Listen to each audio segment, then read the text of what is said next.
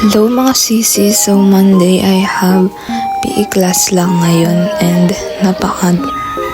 pagod nang nangyari ngayon. So today, sobra akong na late.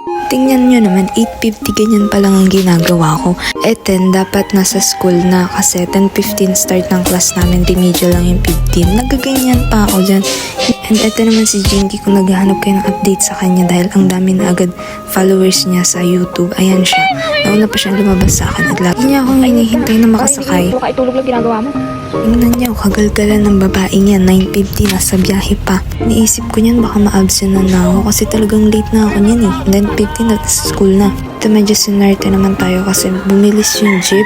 So 5 minutes before 10:15, nandito na ako, paakyat ng 5th floor.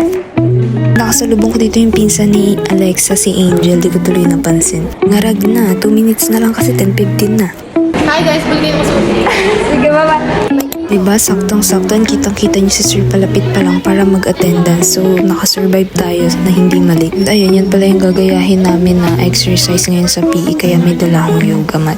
Nagawa lang kami ng boy group dito and ayun, kanya-kanya na kami latag ng mga mat dyan. Nakakapagod siya mga sisi ko. Practice pa lang, mapapagod ka na eh. Pag pinerform pa, tubuti na lang, next week pa namin siya i-perform. So pumasok lang ako para mag-exercise dito sa school. Yan mga classmate ko, sinama ko lang sila. Nagkakasama sila sa video.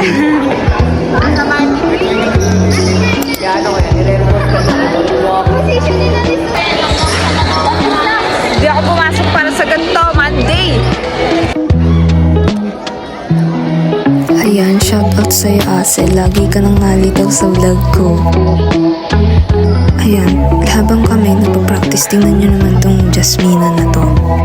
Ayan, kanya kami pagod kasi PE nga to eh, diba? Wala naman anong gawin naman dito. Spend lang namin yung time for PE time and eto, uwian na kami. Yehey! Tapos na ang pagit. Hindi kami nag-present. Bye-bye. Pagod. Tapos ito pala yung binibenta ni Angel na sinabi kanina. Pasabi-sabi pa ako ng send link, hindi ko kasi naiintindihan.